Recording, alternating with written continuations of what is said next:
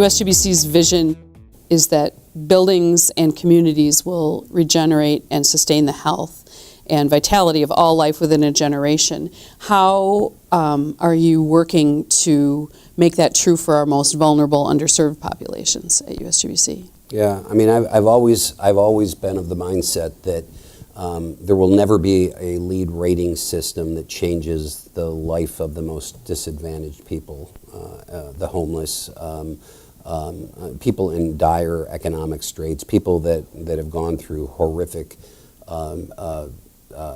catastrophes like Hurricane Katrina. We're now at the 10th year anniversary. And so we basically have to approach it in two ways. Number one is we need to think of all of these disadvantaged groups as part of our responsibility, not only just because we're a not-for-profit in the environmental space, but part of our moral and ethical responsibility as human beings.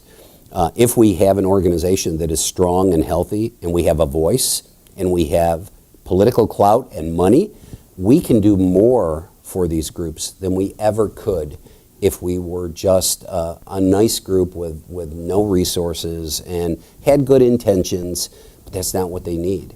So the first line of duty is to really reach out, help them, create programs, create linkages to our community and our volunteer network that we can grow a sense of hope. And when people, and I had an experience a couple of years ago when I was speaking at the Clinton Global Initiative, and the guy next to me on the panel was this unknown actor named Brad Pitt. And he had just done, I think it was the 125th LEED Platinum home in the lower Ninth Ward in New Orleans. And a woman came up to both of us, and she lives in one of those homes, and she told a story about having her 10-year-old daughter for 9.5 of her years suffering from the most unbelievable asthma imaginable. And this is a little girl that couldn't basically go to school, let alone consider herself living like a normal child, taking dance classes and whatever. And she made it very clear to us that from the first night living in her new home, things began to turn around.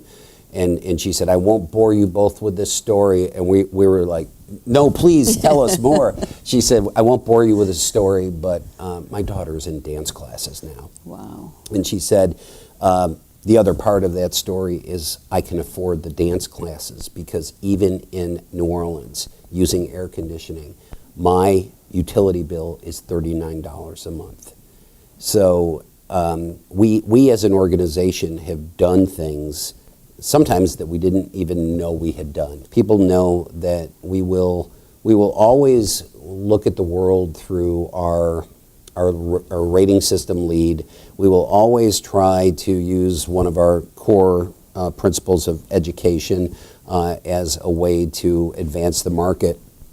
But at the end of the day, we're all people, and we care deeply about leaving a legacy that we're here to help other people.